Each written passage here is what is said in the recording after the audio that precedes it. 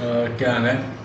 कल रात को हमारे को ये बाइक के साथ, फिर उसके बाद इसने सेल कर दिया। मान लो मैंने बाइक भी ली थी, लेकिन जैसे ही सेल आया तो मैंने एक छोटा सा स्टॉप लॉस लेके इसको क्लोज कर दिया, सेल को एक्टिव कर दिया। अब ये इंडिकेटर वर्क करता है, हर मूवमेंट को कैच करता है।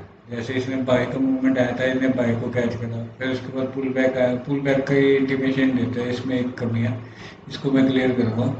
बाकी इसने सेल का सिग्नल दिया, जैसे ही सेल का सिग्नल आया यहाँ से लेके यहाँ तक मान के चलो। ये रेंजिंग कंडीशन मैंने बताया था, जब ये लाइनें जो मैंने हाइड कर रखी है, मैं इसको भी वो कर देता हूँ।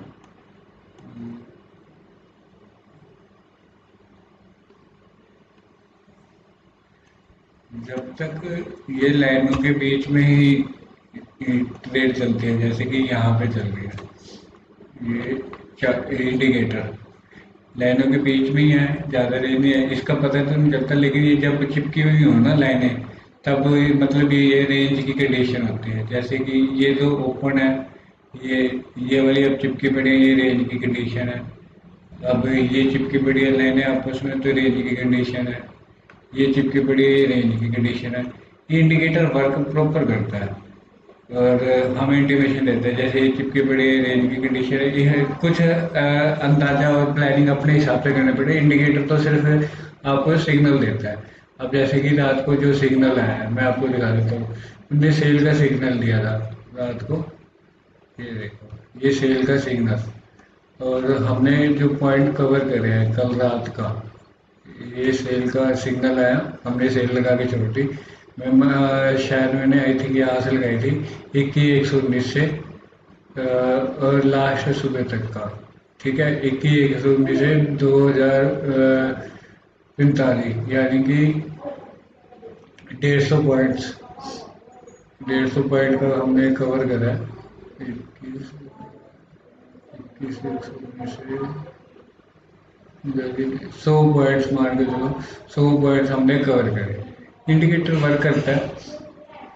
तो अब मैं मान के चलूँ, मान लो इस रेंज कंडीशन में तो आपको ट्रेन नहीं लेनी। ये इंडिकेटर इस रेंजिंग कंडीशन होती है। अब मान लो यहाँ पे देखते हैं, मान लो इसने सेल का सिग्नल दिया। अब ये तो ओपन है, आपस में जुड़ी हुई, आपने सेल लगा दी, लेकिन साथ ही आपको पता लगा बाय की कंडीशन दे दी।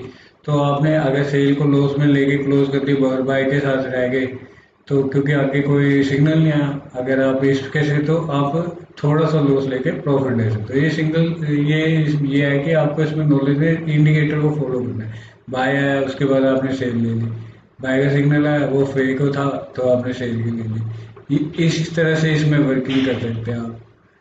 अगर आपको चाहिए कि हाँ भी ये इंडिकेटर आप भी चाहो कि आप इसको वर्क करना चाहते हो, तो मेरे कमेंट करो वीडियो पे, मैं आपको ये आपके ट्रेडिंग व्यू के आईडी पे ये खुद लगा के दे दूंगा। ठीक है दोस्तों, ऐसी। और ये लाइव चल रहा है इस टाइम। मैंने सेल की पोजीशन ली हुई है क्योंकि मार्केट की मूवमेंट ज़्यादातर सेल की है।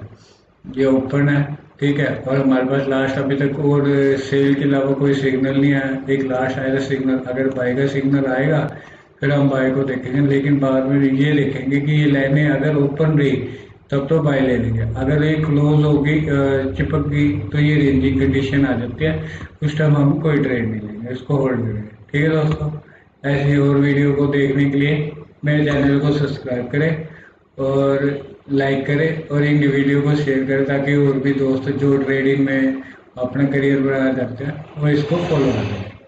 ठीक है दोस्तों, बाय बाय, फिर मिलेंगे अपनी नेक्स्ट वीडियो के साथ।